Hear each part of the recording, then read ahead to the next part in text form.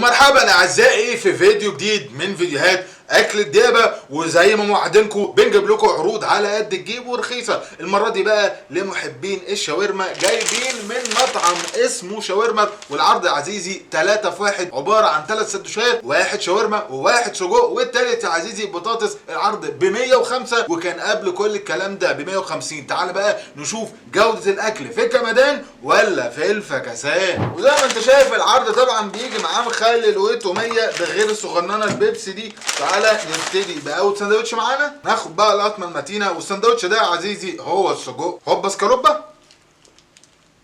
الخلطه يا عزيزي اللي معموله جوه السندوتش تحفه تحفه تحفه. حبه بقدونس وحبه طحينه مظبوطه، والسجق طعمه مظبوط، بدايه مبشره و9 من 10. تعالى بقى بعد ما جربنا السجق نخش نشوف الشاورما الفراخ، وناخد القطمه المتينه.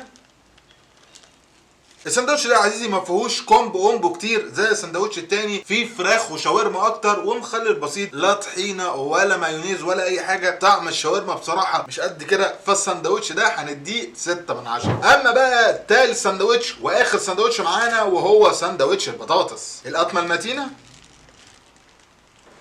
طعم البطاطس يا عزيزي بصراحه تحفه، ومحطوط عليها شويه مايونيز كده مدين السندوتش طعم، وعشان كده هندي السندوتش ده اعلى سيكه من الشاورما 7 من 10. وبعد ما جربنا اعزائي العرض ده من شاورما، اجمل سندوتش معانا كان السجق اللي كان تحفه جدا، والوجبه يا عزيزي جامده، جودتها كويسه، طعم الاكل ممتاز، عشان كده هندي الاوفر ده بجداره اكل الديابه 9 من 10. ما تنساش تتابعنا على المربع الاحمر، بننزل برضو فيديوهات اول باول، وما تنساش تكتبوا لنا في الكومنتات التحديات والافتكاسات اللي انتوا عايزين تشوفوها معانا، هنجربها معاكم وهنقول لكم جودتها وراينا فيها ايه. واستنونا في فيديو جديد.